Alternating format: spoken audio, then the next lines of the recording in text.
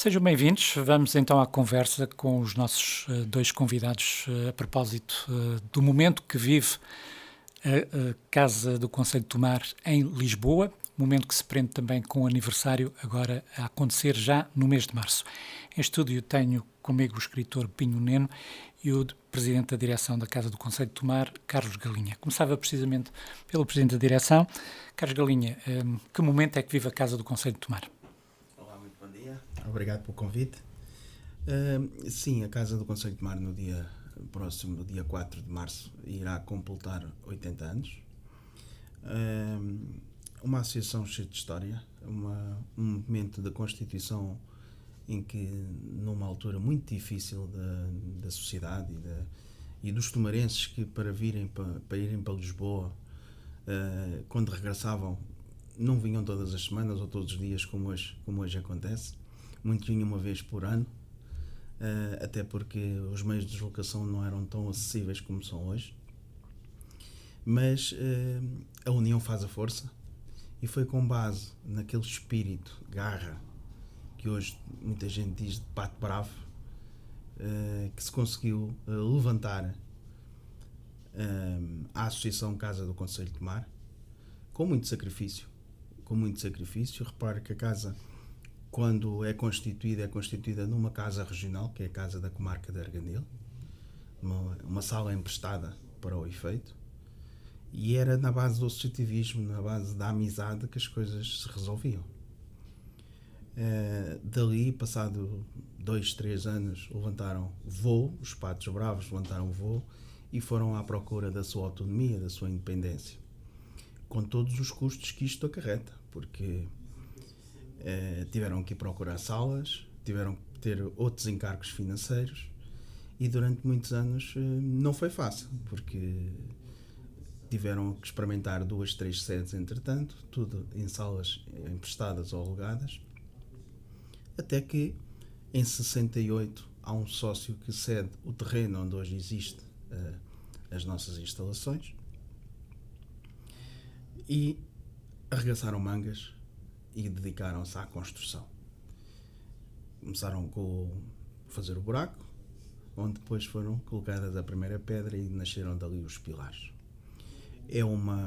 A nossa sede é uma obra de referência em Lisboa, mesmo ao nível das casas regionais, que eu te estimo muito por todas, mas efetivamente temos ali algo que não é comparável, porque a nossa sede, efetivamente, é das primeiras sedes, já dos primeiros edifícios que já nasce que já é de placa, betão, portanto, construções novas. Praticamente está ali no início da construção do bairro de Alvalade, uma zona central de Lisboa, uma zona de referência, com acessos, e que hoje em dia, passados 50 anos da construção daquele edifício, está em condições de receber os grandes eventos de Lisboa. É uma associação que tem todo o gosto de dar apoio a toda a comunidade tomarense, seja ela que esteja em Lisboa, seja ela que esteja em Tomar. Várias vezes somos solicitados, mesmo para a comunidade tomarense, mesmo a que está a residir em Tomar, da colaboração, e a Casa do Conselho de Tomar é para isso que existe, é para fazer a ponte entre a cidade do Conselho de Tomar e a Lisboa. Só assim é que eu vejo que a associação faz sentido para estarmos ao serviço da comunidade tomarense. É claro que a comunidade é mesmo assim, é tudo de braço dado e temos que estar todos disponíveis para remar para o mesmo lado. Mas são 80 anos cheios de história, e nós, dia 4 de março, estaremos todos juntos para comemorar, nomeadamente levantando aqui um pouco o véu. Nesse dia vai ser feita uma homenagem a todos os sócios fundadores da associação, onde vai ser descerrada uma placa alusiva aos sócios fundadores, porque nós, para olharmos para o futuro, temos que primeiro enaltecer o passado, porque o passado, só valorizando o passado é que a gente consegue projetar projetos para o futuro. E nesse sentido, tenho feito, as minhas direções têm feito sempre questão de valorizar não só toda a gente que passou pelos órgãos sociais, mas por todos aqueles que muito deram da sua vida pessoal à Associação Casa do Conselho de Tomar. Este é mais um passo que faltava, estamos a fechá-lo, este ciclo, e virão outros, certamente, porque isto é realmente o que a vida tem de grave, é que nós possamos... Não sabemos o que é que vamos fazer amanhã, mas a verdade é que temos que os projetar, não é? Sem um planeamento é difícil de, digamos, definir o futuro.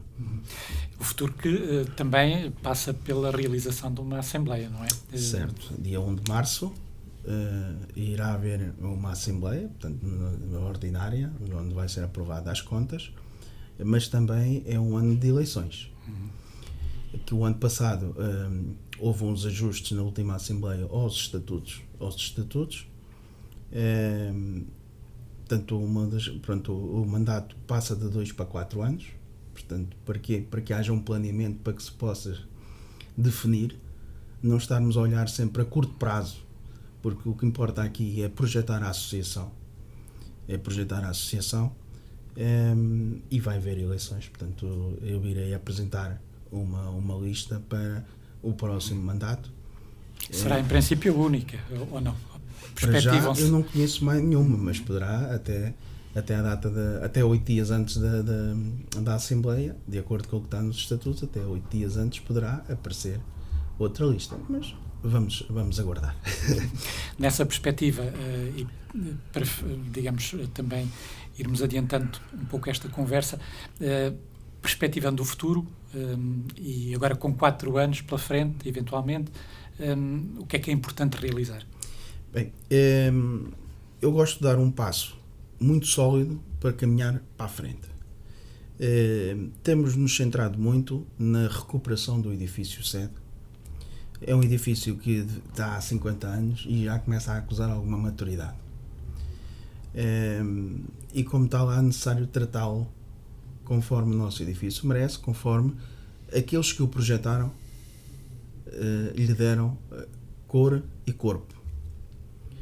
Ora bem, nós temos ali um conjunto de estruturas para recuperar, nomeadamente a substituição do telhado. A substituição do telhado, até porque tem telhas que hoje em dia já não eram autorizadas a colocar, que eram aquelas telhas de cimento. Obedece a um critério de empresas qualificadas para o substituir e para a substituição. Todo o sistema elétrico vai ter que ser substituído, a cabelagem. Isto porquê? Porque as exigências hoje são diferentes do que eram há 50 anos. Os quadros elétricos vão ser substituídos. Temos lá, por exemplo, orçamentos que pedimos a empresas de eletricidade. Fizemos agora recentemente o projeto de instalação elétrica, que o edifício não o tinha, já o tem. Nós, durante estes últimos 6 anos, temos estado a fazer coisas que não são visíveis ao povo e aos sócios, mas que são fundamentais para a segurança de quem frequenta o edifício. Temos medidas de autoproteção, que para mim, além de ser exigíveis por lei, é uma coisa que para mim me dá alguma tranquilidade, sistemas de autoproteção e de contra incêndio. Todas as inspeções que são obrigatórias, eu faço questão que elas estejam a ser cumpridas. Faltava esta parte agora do plano do projeto de instalação elétrica, que já o temos. Depois, quando foi fazer o projeto de instalação elétrica, foram levantadas algumas debilidades, o que é conveniente. Porque nós não podemos passar a vida a fazer remendos. O que se tem feito é remendos. Quando não há dinheiro, fazem-se remendos. Mas daí termos que projetar o futuro. E o projetar o futuro, hoje em dia as exigências legais ao nível dos sistemas elétricos são completamente diferentes do que eram há 50 anos, até porque há aparelhos eletrónicos que exigem muito mais do sistema. Portanto, temos que substituir aquela cabelagem e substituir os quadros elétricos. É assim, pode parecer muito simples, mas tenho lá, por exemplo, algum orçamento, só para lhe dar uma ideia, um dos orçamentos que lá tenho são 33 mil euros mais IVA. Portanto, a gente, como se diz na gíria portuguesa, a gente vai comer o elefante, nem que seja as fatias, mas vamos ter que o comer. Porque, havendo vontade, a gente consegue projetar e resolver as situações. Vamos pensar que estamos a projetar um projeto, temos um programa preparado para entrar no programa Portugal 2030. Vamos ver se através daí conseguimos alguma parte do recurso. Vamos também tentar ver se alguns organismos públicos se juntam a nós no sentido disso, mas a verdade é que nós temos que estimar sempre a segurança dos utilizadores e ter ali um edifício digno para receber a comunidade tomarense e os utilizadores, porque não basta dizer, temos lá uma sede em Lisboa, está bem, mas aquilo tem custos. E esses custos temos que ver como é que os vamos, porque assim, as receitas que nós temos são provenientes das cedências dos espaços, portanto fazemos uma gestão autónoma e como tal temos que gerir com pés e cabeça de forma que nem ficamos mal perante os fornecedores, porque não ficamos, mas a verdade é que tudo o que é segurança, a nossa primeira prioridade é que as pessoas que frequentam as instalações tenham a devido conforto e segurança. Aqui o papel do município também é importante, eventualmente numa ajuda a esse processo. Eu acho que todas as ajudas são sempre muito importantes, seja a do município, se quiser associar-se a nós temos todo o gosto nisso.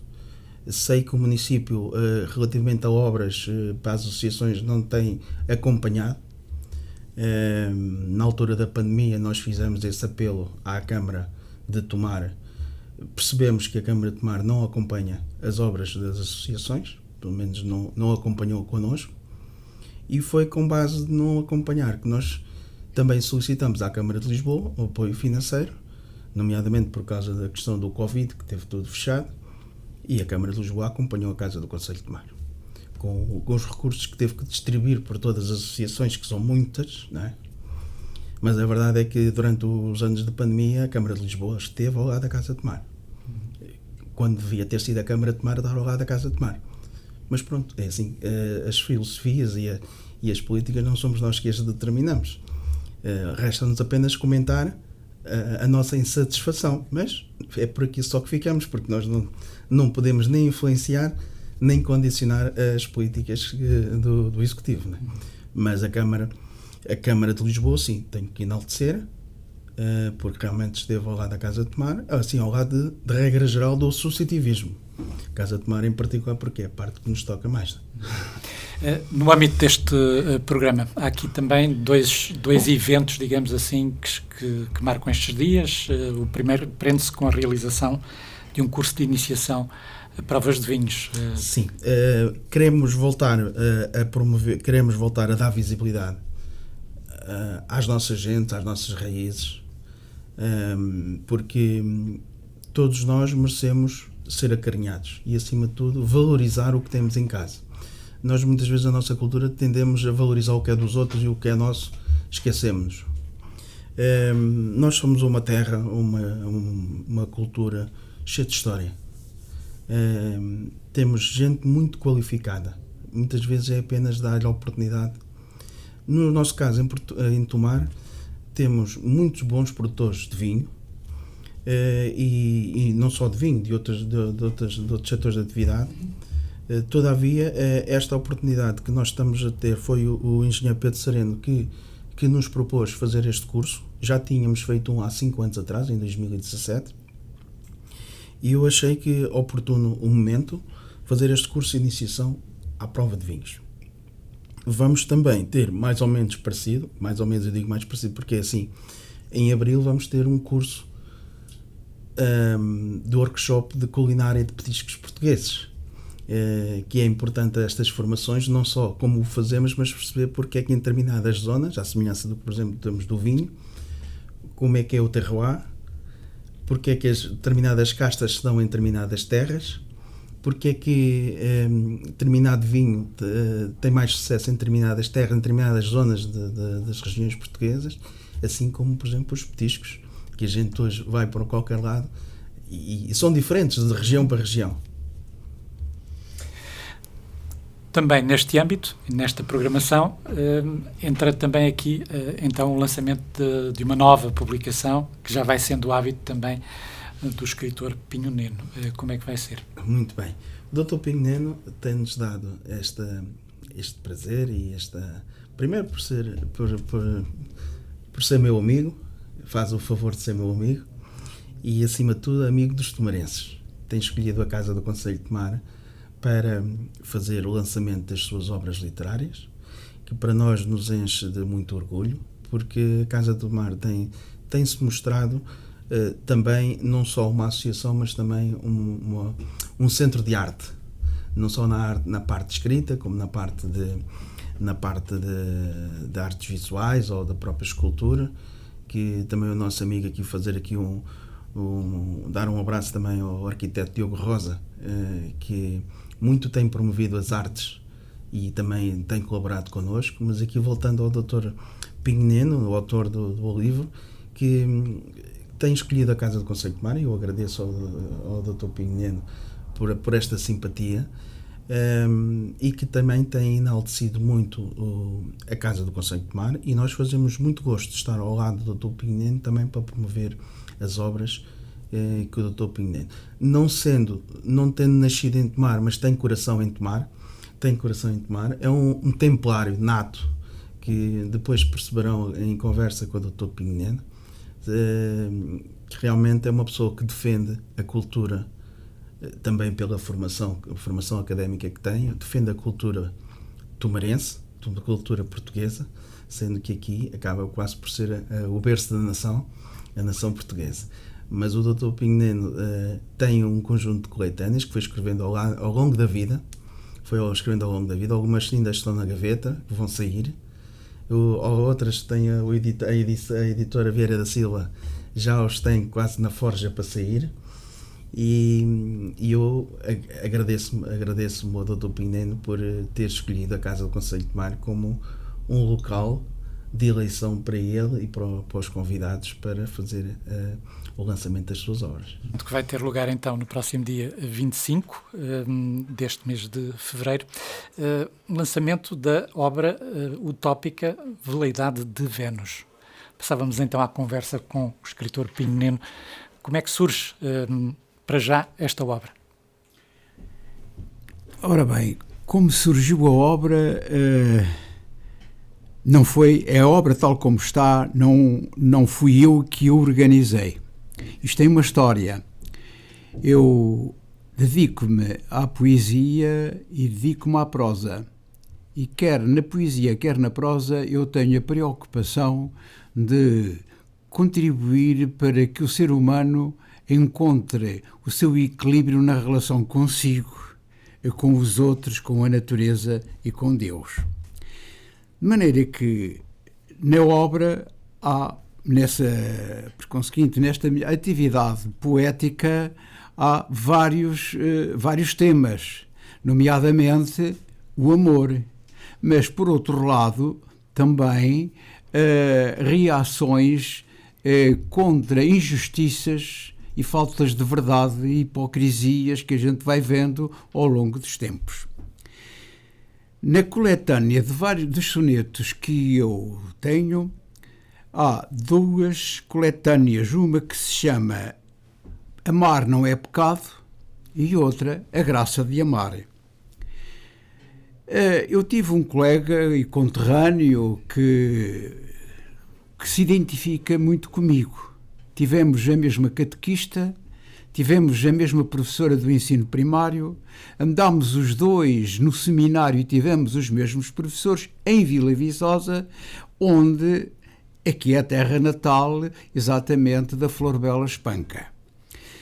Curiosamente, no tempo em que eu estive e nós estivemos os dois no seminário, foi quando em 1947 se expandiu exatamente a obra poética de Flor Bela Espanca, natural de Vila Viçosa.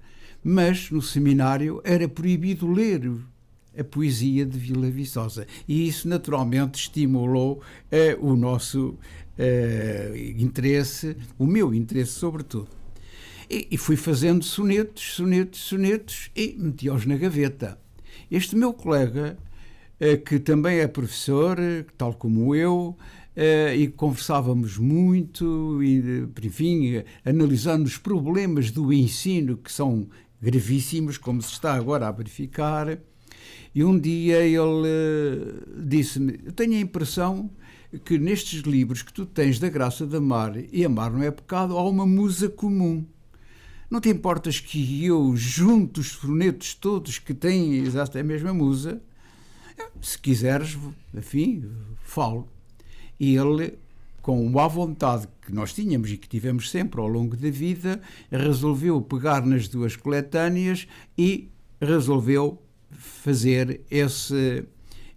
Então, fez o prefácio e aí o título é exatamente da iniciativa dele. Foi ele que entendeu dar exatamente esse título, Utópica Veleidade de Vênus. E porquê Utópica Veleidade de Vênus? Vênus é a deusa do amor. E o amor, enfim, não é só paixão. Há uma coisa que acontece, há que distinguir o amor da paixão. O amor, todos nós sentimos o amor dos nossos pais, das nossas mães, dos nossos filhos. É amor.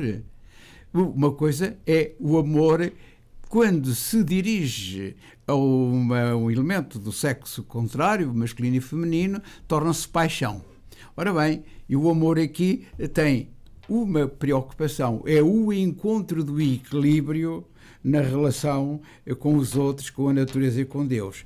E a maior parte dos poemas que aí estão tem a ver exatamente com a tranquilidade que surgiu na companhia, enfim, da colega, enfim, da companheira, olhar para o Atlântico, olhar para a natureza e colher os frutos da natureza, de tal ordem que a capa, muito bem escolhida por o responsável por, é exatamente o Cabo da Roca, porque no Cabo da Roca é o lugar mais ocidental da Europa onde a gente vê o mar e o mar tem a sensação de infinito. E é no infinito que a gente procura exatamente encontrar esse equilíbrio. De maneira que utópica, porque foi um sonho, não se realizou. A veleidade, Vênus entendeu que efetivamente podia se realizar, mas não realizou porque não tinha que ser. É difícil editar em Portugal neste momento? É difícil editar em Portugal, sobretudo este género literário de poesia. Toda a minha atividade foi desenvolvida, a atividade editorial não, o que eu escrevi tem a ver com 3 ou 4 temas. Um deles é o ensino. Eu fui professor e continuo a ser professor, embora aposentado. E passei por vários escalões da minha vida com responsabilidades no ensino. A outra é exatamente o problema da religião. Porque, tendo andado no seminário, é evidente que a minha reflexão tem a ver com aquilo que o Vaticano procurou incutir no espírito das pessoas. Uma coisa é a mensagem de Jesus, que em hebraico é o messianismo, em grego e romano é o cristianismo, é a mensagem.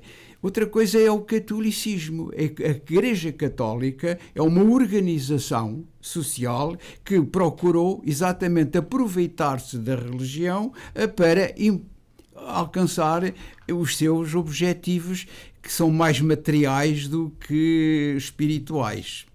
Ora bem, isso fez com que eu me expandisse de uma forma muitas vezes agressiva, porque há coisas que realmente acontecem. Se nós olharmos bem os mandamentos da lei de Deus, que foram escritos por Moisés, ou melhor, escritos por Deus, dados a Moisés.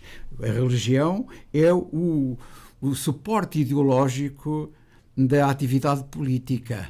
De maneira que não é por acaso que durante o tempo do Império Romano os imperadores eram descendentes de deuses. Por conseguinte, a religião é o suporte ideológico da prática política. E então é natural que quem tem interesses na política, serve da política para alcançar objetivos determinados, que se aproveite exatamente da religião.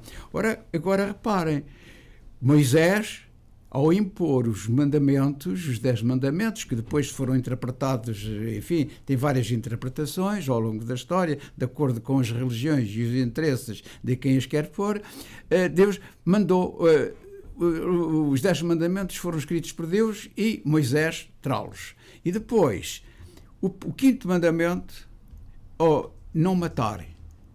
Entretanto, o irmão Arão, à frente do exército, a combater os cananeus, para matar os cananeus para ocupar o terreno. E depois outra coisa, que é totalmente contra a natureza humana. O 10º mandamento, não cobiçar a mulher do próximo. Quer dizer, a mulher não é livre. A mulher é propriedade o machismo está aí. Ora bem, estas contradições que eu, enfim, ao longo da vida fui encontrando nas normas que nos chegaram para impor, é claro que me levou exatamente a contestar a prática da Igreja Católica. Depois há outra coisa muito curiosa, quer dizer, os 5 mandamentos da Santa Madre Igreja. Confessar-se ao menos uma vez cada ano. A pessoa tem que confessar, tem que estar, senão é pecado. E é pecado, vai para o inferno. Tem que comungar, tem que contribuir para a despesa do culto e sustentação do clero. Senão peca.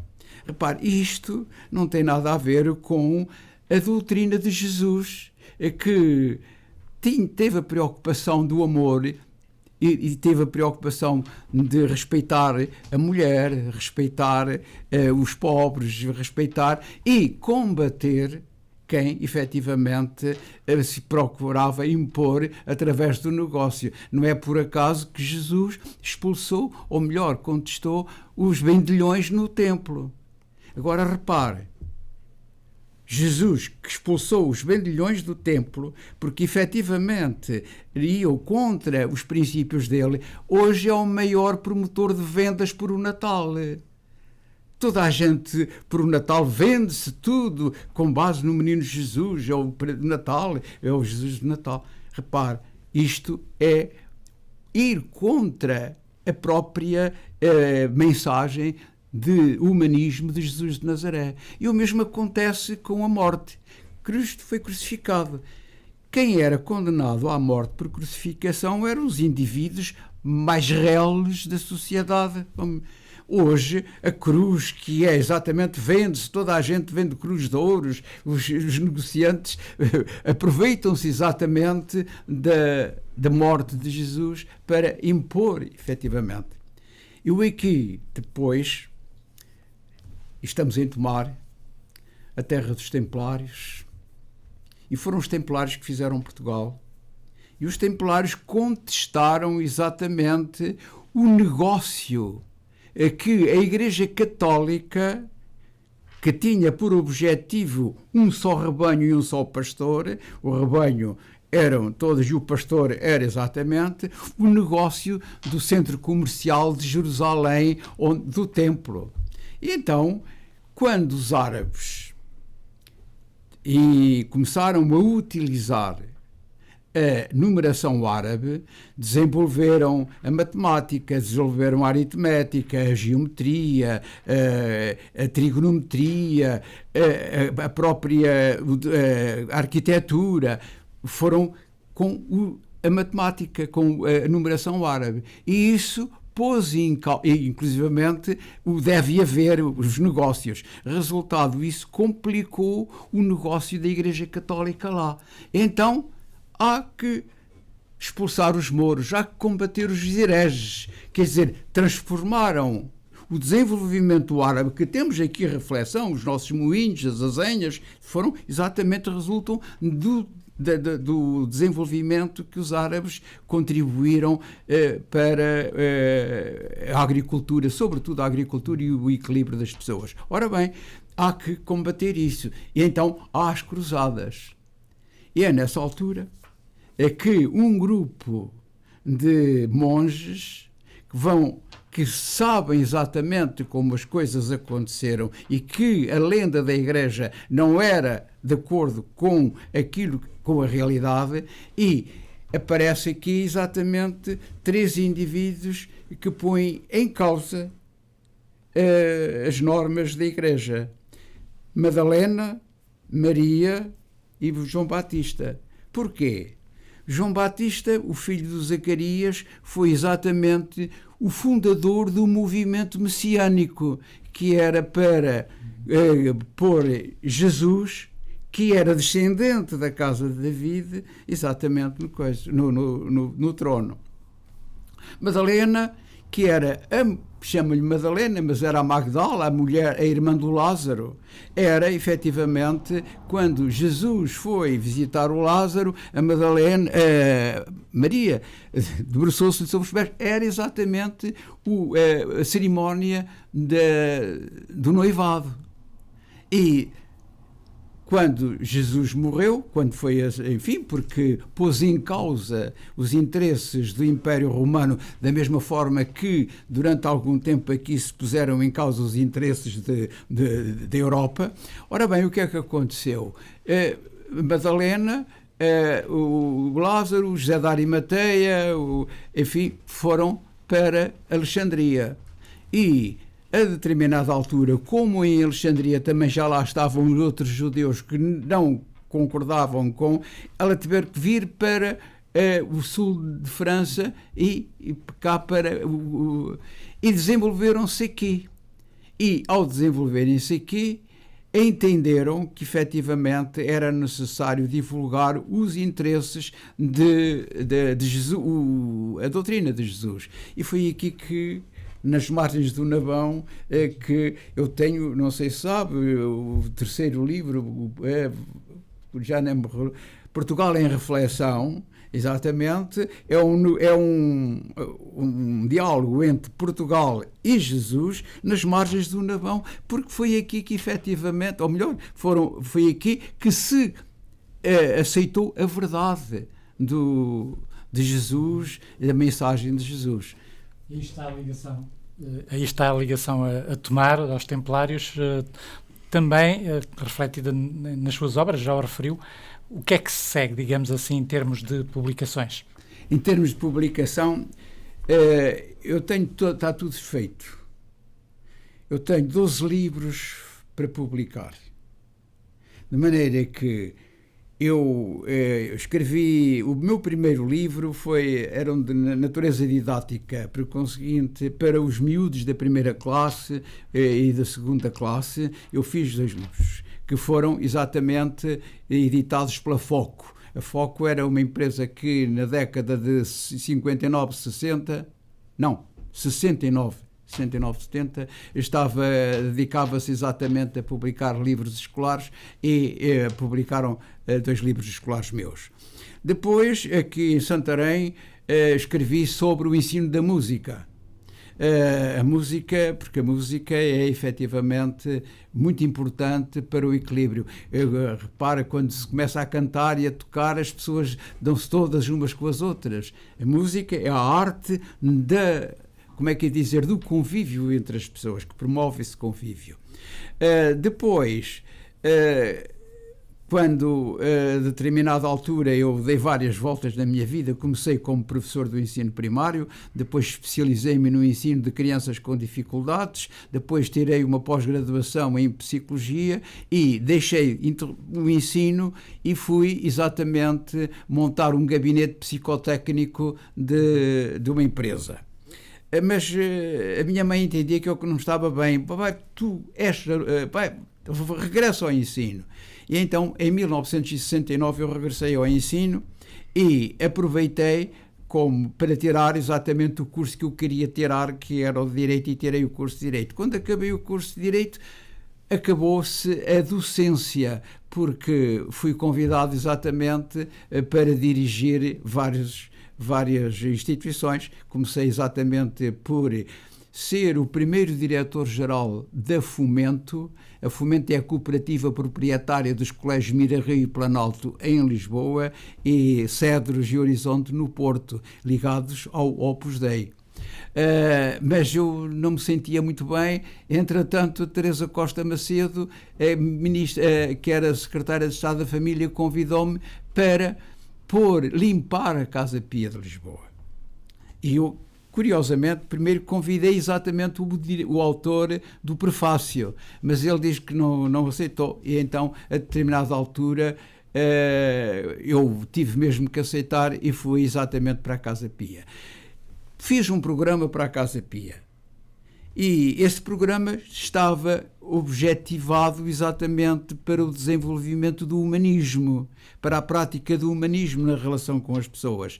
Entretanto, surge o capitalismo no nosso governo, já depois de entrados na CEE, e resultado, o provedor que foi nomeado depois da morte não tem que acabar com isso.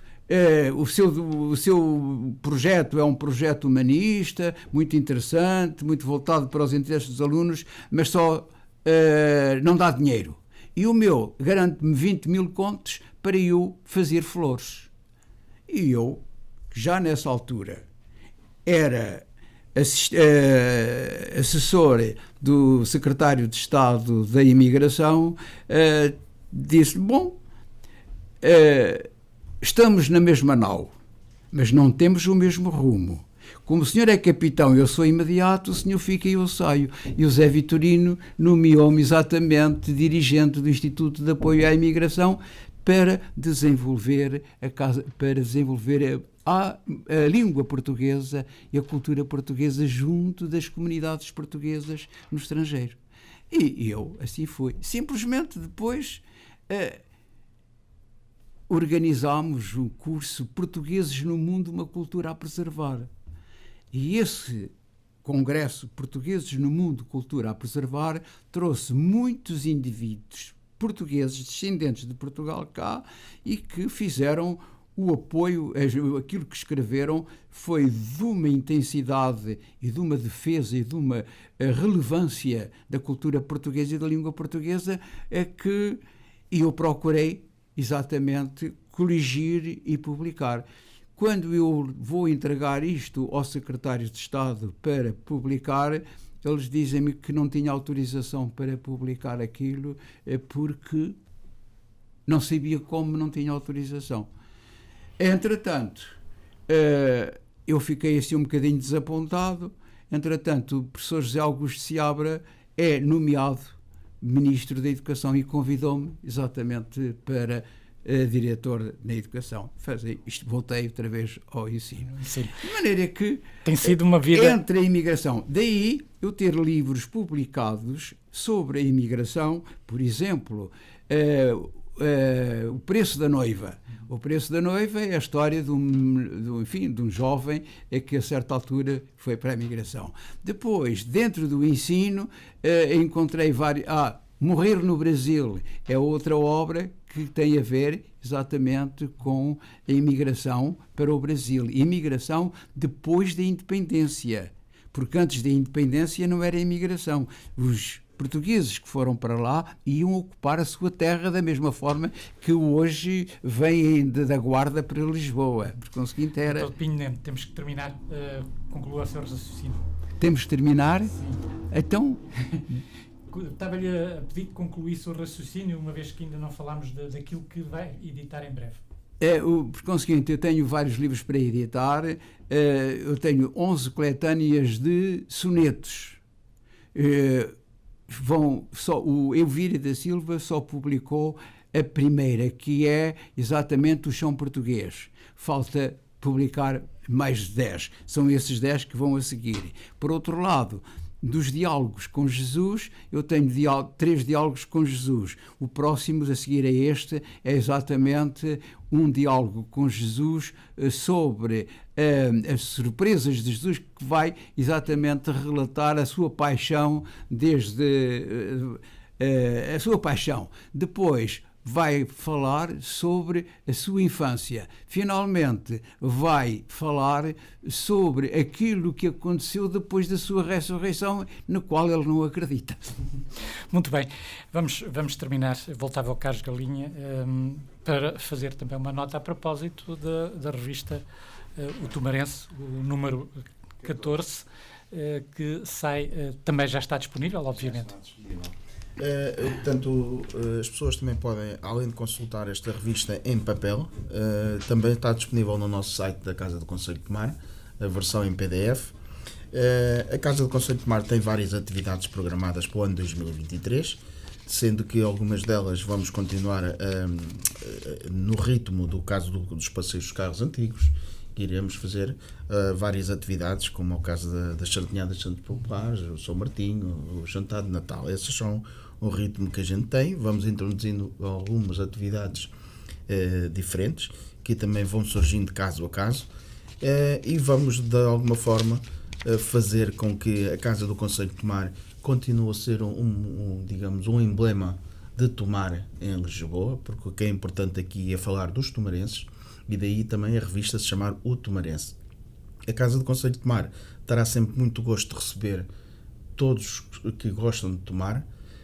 Iremos também estar sempre próximo das iniciativas que as associações dos tomarenses precisem fazer em Lisboa. Estaremos sempre disponíveis. E também agora que vem a Festa dos Tabuleiros, a Casa de Tomar faz questão e tem muito gosto em participar também nas iniciativas que viermos a ser solicitados, que normalmente costumamos ser parceiros, nomeadamente nos Jogos Populares. Muito bem, ficávamos então por aqui. Muito obrigado, Pinho Neno, Carlos Galinha, até uma próxima oportunidade. É tudo, fique bem, fique com a Hertz.